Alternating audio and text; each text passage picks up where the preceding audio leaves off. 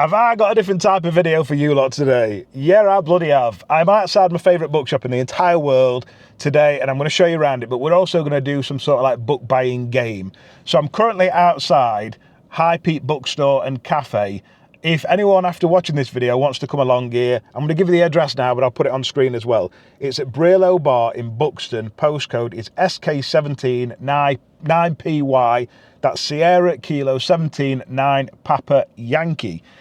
So this is, for a few reasons, my favourite bookshop. Firstly, the owner, Louisa. I've been here before and I've done a video, like a tour, and Louisa's just genuinely class. She just oozes love for this shop. Secondly, the way that Louisa buys her books just means that the selection of books here is like no other shop I've been to. She buys what I believe are called remainder books. So when you go to like Waterstones and Barnes and Noble, eventually new books come out and they need to get them books on the shelf. So the books that maybe aren't selling as well, they send back to these big warehouses, and Louisa and other independent bookshops will go to these warehouses. They buy in bulk these books for less than what they would when they were first released, and then they'll sell them on at a discounted rate. So Louisa prides herself on selling all books at least 50% of recommended retail price. So when I come here, a lot of the books that I see are like £3.99, £4.99, and I've had some absolute bangers in the past. But to try and make it interesting today, I wanted to do myself like a book buying challenge to try and set myself some little goals to force myself to read books that maybe I wouldn't otherwise read. So these challenges are as follows. I've got 5 challenges, but I'm also going to do some little wild cards at the end as well. So challenge number 1 is to buy a standalone fantasy book, because I am deep into about 5 or 6 different fantasy series at the minute, and I don't really want to dive into any more until I'm further into these, or at least completed a couple. So I'm going to look for some standalone fantasy books, or at least one, to tick off that box. Challenge number 2 is to find an author of colour. That might be a tricky one, because unless I'm going to stereotype and look at a name and guess they're not white, I'm probably just going to have to look at blurbs, find something that sounds interesting, Google them, and hope they come up as a non-white author. That'd be fantastic. Author number 3, or challenge number 3 even, is a book that's got mental health rep. Doesn't have to necessarily be fiction, could be non-fiction. In an ideal world, I am enjoying fiction at the minute, so a book that's got maybe like a protagonist that struggles with mental health, or some sort of mental health representation, because as you know, I'm a big advocate for talking about mental health. Number 4, I want a book that's got like a genre blend. So maybe like romantasy, or a fantasy book that's got some historical element to it, to like merge two together, because I don't read many fantasy books that merge genres, and I want to read more. I want to diversify. And then lastly, a backlist gem. So a book that was published over 10 years ago, but isn't a big like bestseller. A book that you've maybe not heard of, or at least that I've not heard of. And then obviously there's going to be some wild cards, because I just want to buy books today. I was on a book buying ban, and you know, what is a book buying ban if not just a challenge that you can break and feel a bit mischievous about? So I've done this initial bit. If you're not already following page, why the hell not? Just subscribe and stuff. It makes me feel better about myself. And now I'm going to shut up babbling on. I'm going to do a little tour around the shop first, and then once I've done the tour, we'll dive straight into the challenge. Hopefully we bump into Louisa, because if you think I'm wild sometimes, that woman is just batshit crazy, but in all the best ways. Right, so I'll show you this bit first before I go in, because a lot of bookshops are a nightmare parking, but this has got a right massive car park, which I think has been newly done actually. Louisa's had quite a bit of work done on this. Cafe on the side. It's just really welcoming, just right nice to go to. And then in we go. Hopefully people don't hate the camera.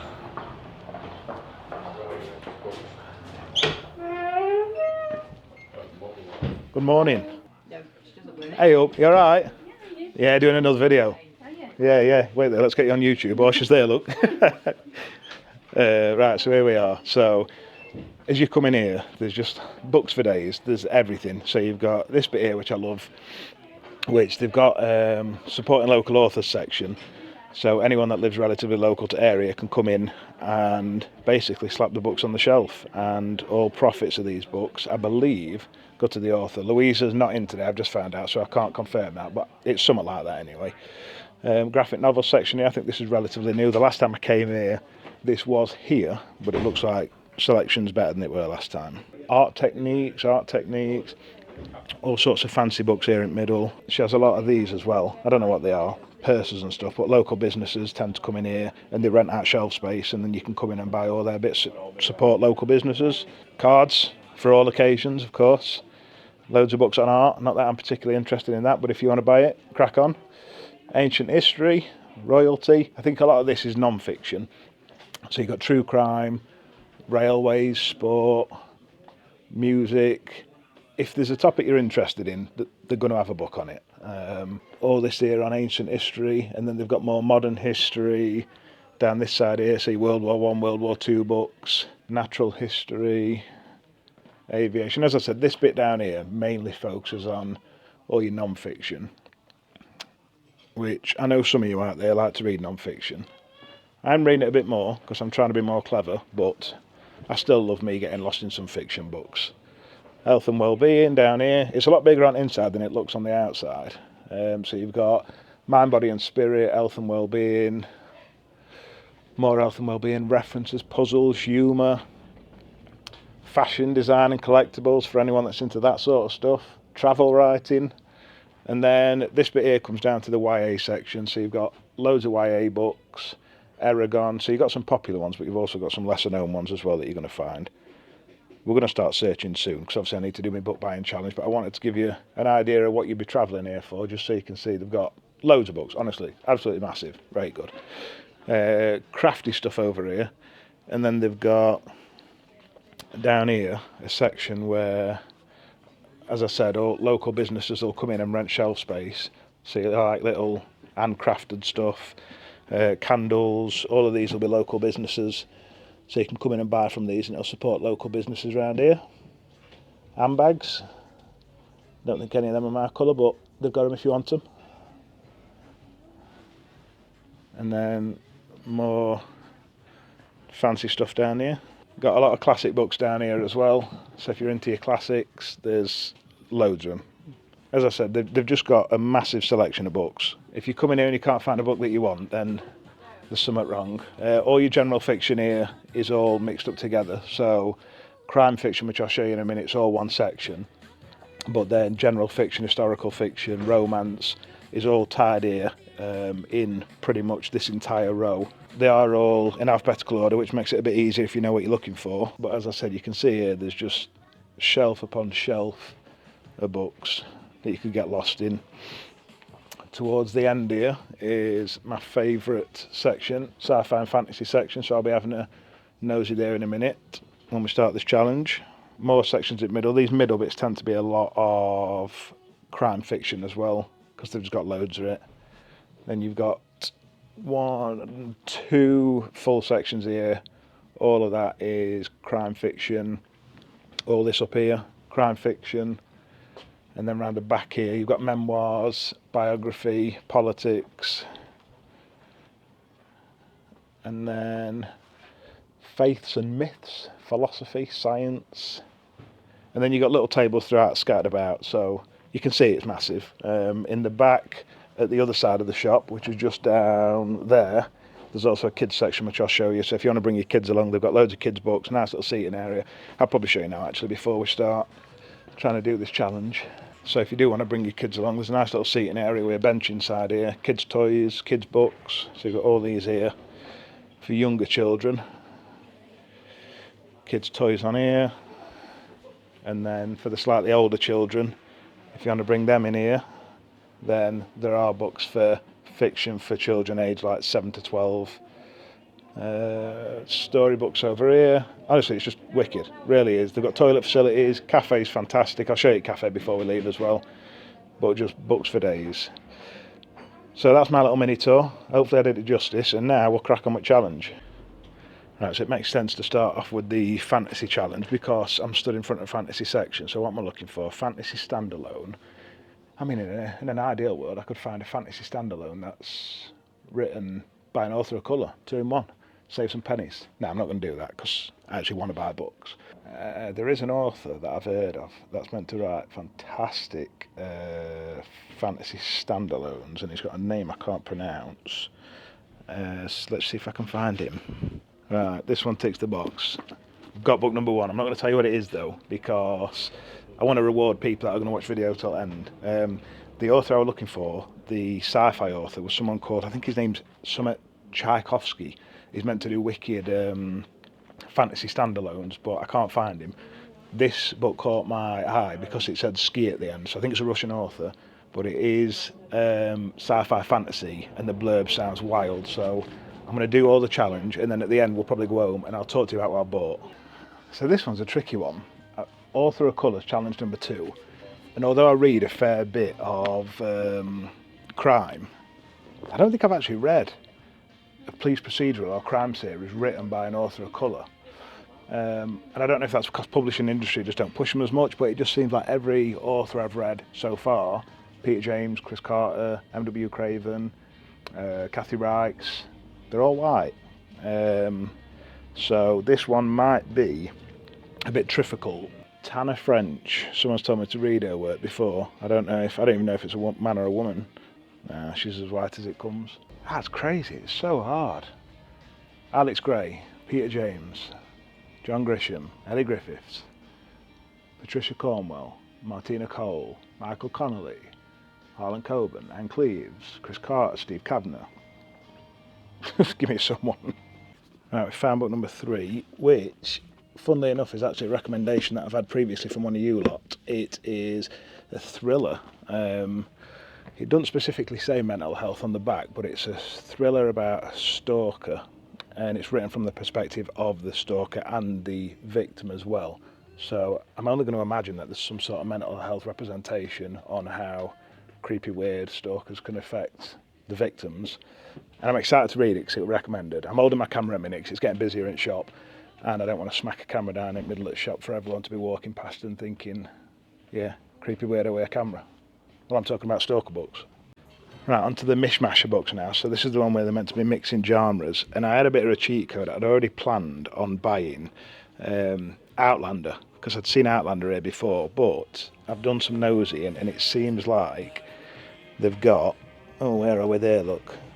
None of them are book 1 in the series, and down here, I think they're just the same books down here. So frustratingly, I don't think I'm going to be getting Outlander. I don't know what it is, but I've heard it's like fantasy, historical, romance kind of thing. So that would have ticked all the boxes, but they haven't got it. I think they've got it. Have you genuinely got one? Well, it says 1 in fiction, so I'll give it a go. We'll go and have a look for it. Oh, that's amazing. Outlander. Should we go and look together? Yeah. She's going to help me. That's another good thing about this shop. The staff are fantastic. We ain't got it in stock, as always is when you want a book. It said they've got one in stock. They searched and they can't find it. So we continue looking for a book that blends genres. I'm back. That went tits up. None of that went to plan. I think I showed you that I've got like 3 or 4 books. Anyway, I got distracted. I bumped into a girl that I was watching one of my videos on here before. So we started chatting, giving book recommendations and stuff. And then I started talking to an old couple about book recommendations. That tends to be what happens when I go into a bookshop. I start looking at books, and then me and some stranger will start discussing books, and then 30 minutes goes by, and yeah, it just makes me right happy. So that's what I did. But update on this video is that I managed to find a book that has mental health representation. I managed to find a book that had been published over 10 years ago. That was tricky. Genuinely hard. Like every book I picked up, I thought, oh, that sounds good, let me Google it. Like 2019 or 2022, I was like, oh, shut the front door. But I found them all. So I got an author of colour, a standalone fantasy book, a book that's got mental health representation, a book that was published over 10 years ago, and the book that mashes genres. So I got them all. I think I came away with 6 books in total. I got a wild card, we'll say. It's a book that's been recommended by one of you, and as I said, I'm easily influenced. I'm a sheep, so I bought it. I couldn't take you around the cafe, and the reason I stopped filming footage is because it got mad busy. And not that I care about filming in public, but other people don't necessarily care to be on camera, so you have to be respectful when you're trying to film footage. But the queue for the cafe were massive because the cakes are wicked. So you're just going to have to close your eyes now and imagine succulent, moist, my wife hates that word, moist cakes, and they're all like massive and right good. I really wanted one, but that queue was too big. So I'm going to go home now, get some scran, and then I'm going to finish off this video by sitting down and talking to you about the books that I got. And yeah, we'll just get comfy together. I'll probably have a cuppa. So I'll see you when I get home. He's back in his natural habitat. Have you got a cuppa? I did tell you to get one. So if you haven't, please grab one. Oh, that's fantastic. This is from Tesco, this coffee that we're having today. It's like a rip-off of Old Tariqa, the Nescafe one. And it's better. And it's about half price, about £3.40. So if you like coffee and you shop at Tesco, have a look. Rate good. So the plan for this challenge were to get all 5 books. I did. I come away with 6 books in total. One were a wild card. The other one ticked off my challenges. And then I got 2 other ones that I managed to get for free. So I'll explain that to you later. Now, I'm just going to dive straight into it. The challenge for number 1 was to get a standalone fantasy book. And I went to this shop with intention for this one. I already knew that I was going to try and find a book by the author Adrian Tchaikovsky. I think that's what his name is. I might have butchered it. But I've watched a fair few content creators say that he's class when it comes to standalone fantasy books. So I'd already kind of cheated in my head. I thought, well, I'm just going to see his book and I'm going to grab it. However, they didn't have any of his books. So I saw this book. It was sideways like this. And I saw Ski.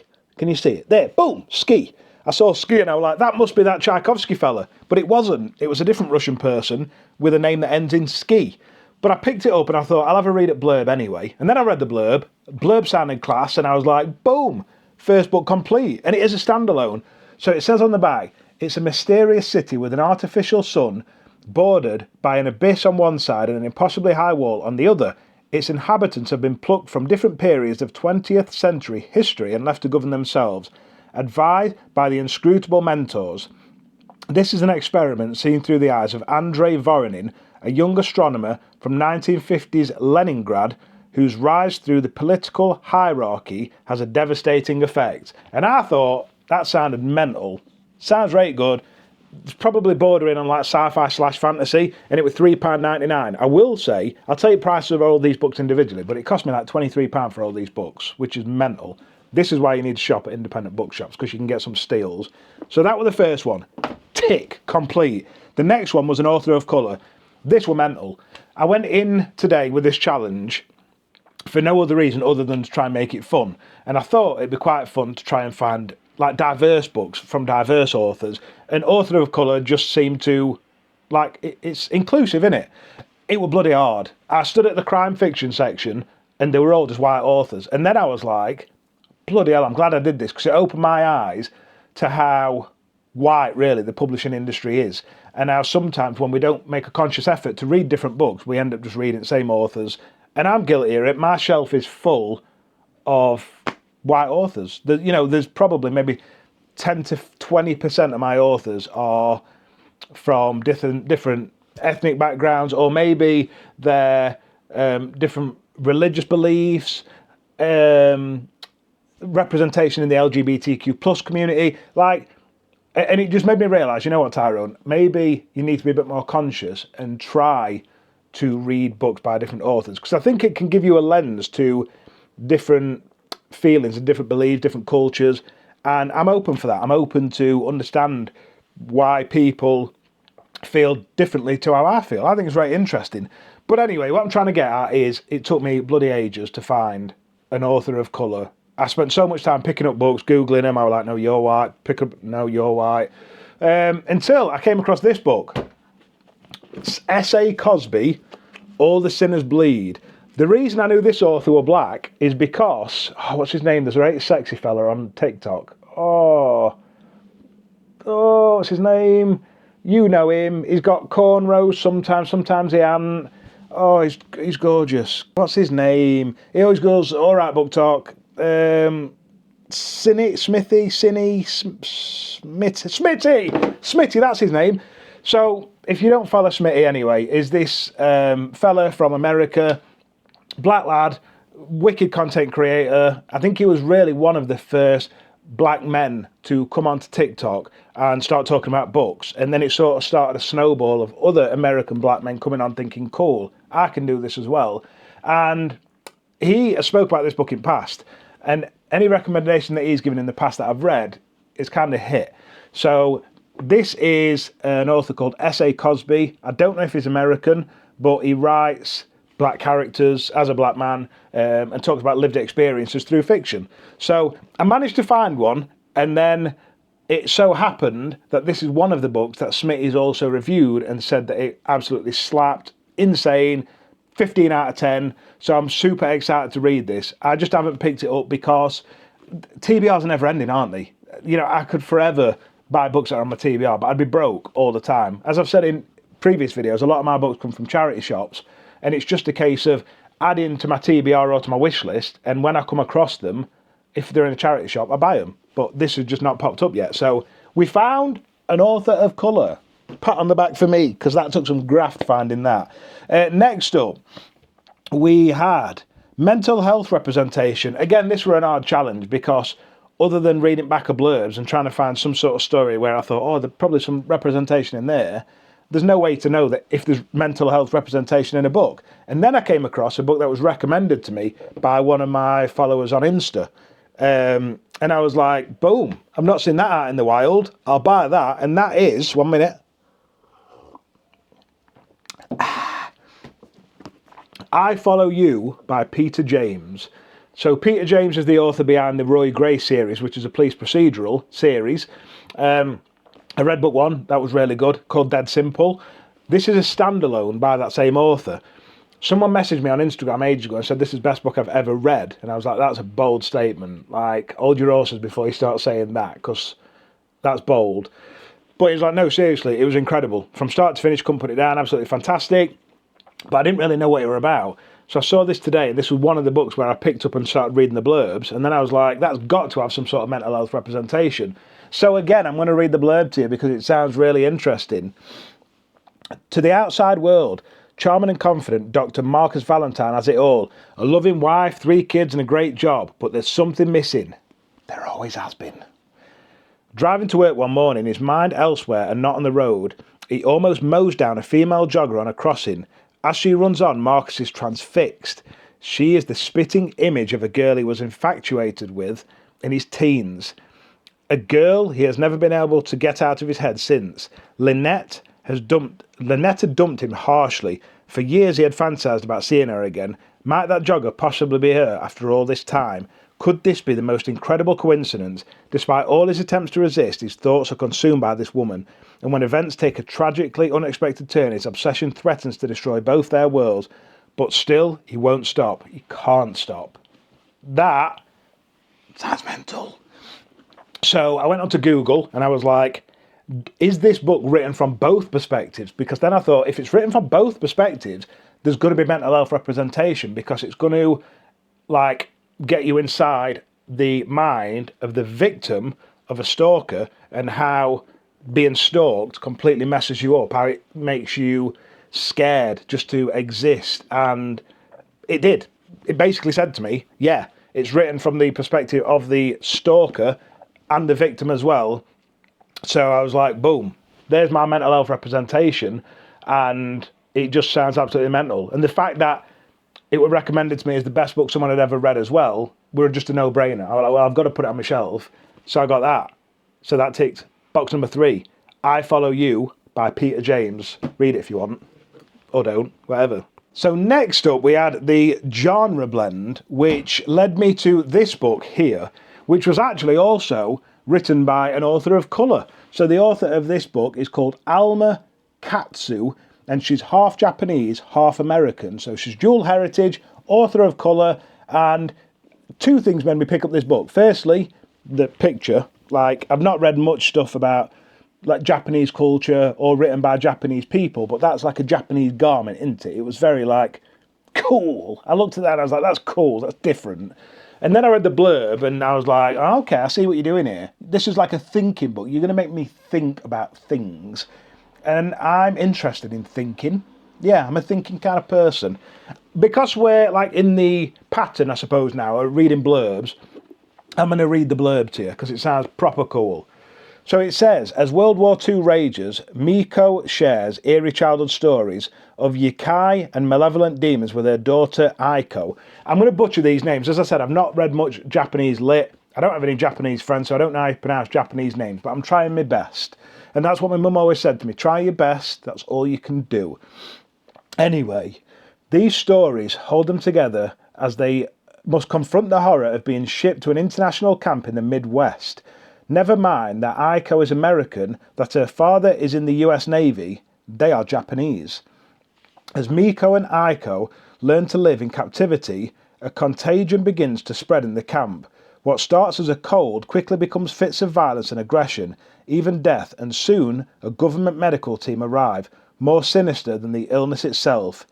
Meanwhile, strange things are happening outside the camp. Wrecked weather, balloons and tragic explosions draw Fran, a German expat journalist, and Archie, a widowed minister, into a world of conspiracy and creatures in the shadows. As the world tears itself apart, it falls to Miko, Fran and Archie to lay their country's demons to rest. So I read that and I was like, what is that? Because it almost reads as like a memoir of World War II mixed with fantasy and historical fiction. Sounds batshit crazy. I am really interested in World War II. Don't know why, it's just something that really interests me. I like reading memoirs of people that were in the concentration camps. I recently started reading The Rape of Nanking, which is all about what the Japanese did to the Chinese in that side of the world, because that's not spoken much about in England. And I just find it fascinating because I feel like you can learn from past mistakes. So I like to read stuff so that if I can see stuff happening in today's world, I can be like, no, don't do that. That's stupid. Stuff like that happened before and we talk about it now like they're stupid idiots. Now you're being a stupid idiot. So anyway, I find it fascinating and this book just screams fascination. So if you're interested in this, then you should read it. It's by Alma Katsu and it's called The Fervor. Let me have another drink of my drinks. It's going cold and I didn't order iced coffee.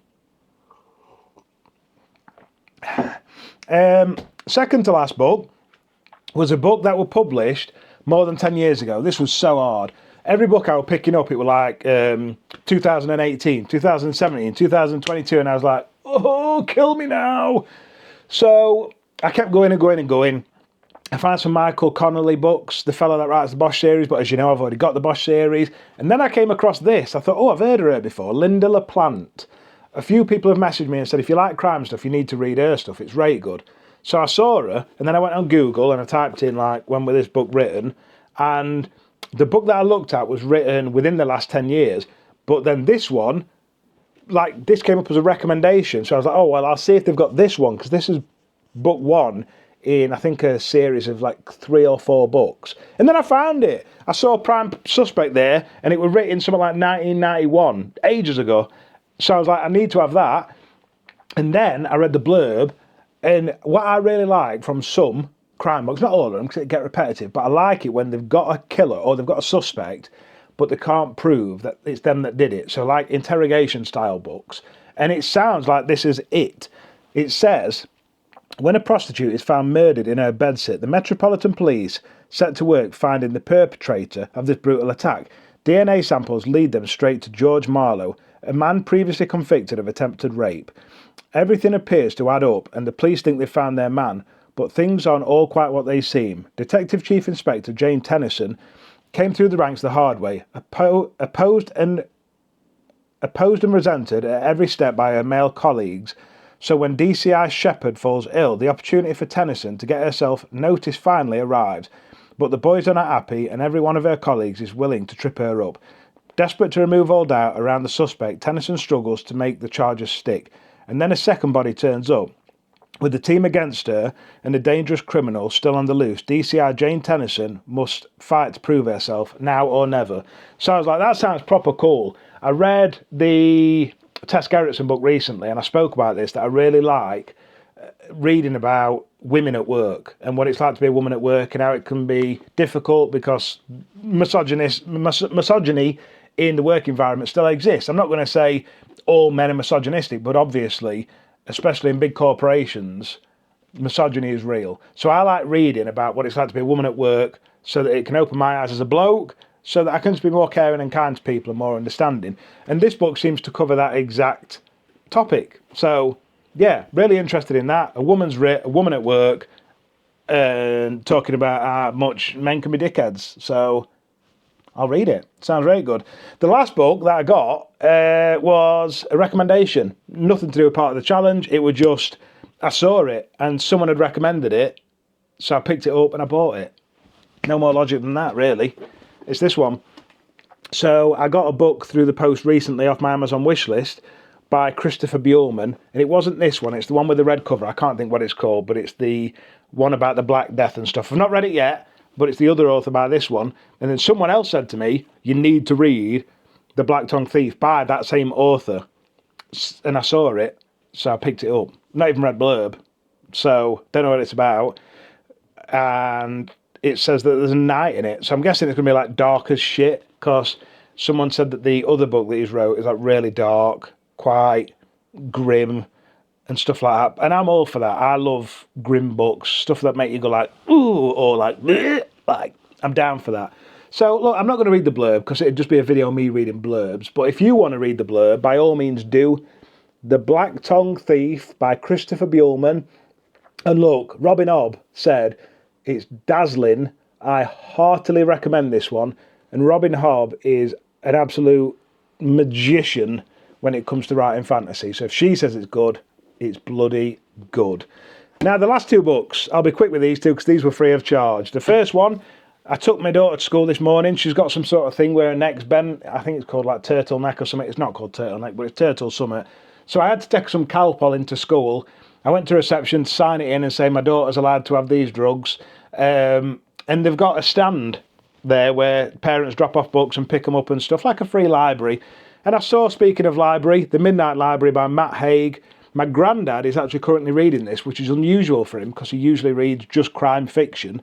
And he said, I'm reading this, it's really good, you should try it. And then I saw it, so I was like, well, I might as well pick it up. Then I read the blurb, which was really short, and it sounds kind of cutesy. It says, Nora's life has been going from bad to worse. Then, at the stroke of midnight, on her last day on Earth, she finds herself transported into a library. There she is given the chance to undo her regrets and try out each of the other lives she might have lived, which raises the ultimate question. With infinite choices, what is the best way to live? So I've got a feeling this book's going to be one of them that just gets you thinking. Matt Haig is a bloke who is an author, but he's also a massive mental health advocate. So I would assume there's going to be some sort of mental health representation in this book as well. Really excited to read this, and I just love the fact that my granddad recommended this, because my granddad never talks about mental health and struggles or anything like that, other than telling me that his fingers are always hurting because he's got arthritis.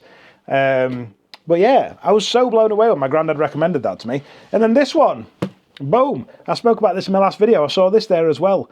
Raymond E. Feist. I kept calling it The Magician's Apprentice. And it's not called The Magician's Apprentice, it's just called Magician. I believe this is book one in that trilogy. Tell me if I'm wrong, but I saw it, it was free, so why wouldn't I pick it up? This has been a fun challenge. Now, most of these books are relatively unknown, so I would like you in the comments, if you've got any really, really unknown or less popular books that you don't really see on YouTube, to drop them in the comments, maybe put like a little bit about what the book's about, so other people can have a nosy in comments, and if they look at the comment and think, oh, that's bang up my street, I'll have some of that, then they can, because sharing's caring. Also, if you want to go and do this yourself, you'll see how difficult this actually is. Maybe take these 5 prompts that I've done and see if you can go out and find 5 books yourself that meet all this criteria. Hopefully that might force you to read books that you don't normally read. This has genuinely been loads of fun for me. I have thoroughly enjoyed this. If you've watched till this point, I love you the most as always. I'm going to go and drink my cold coffee now and buckle up and read some of my books. I'll see you in the next one.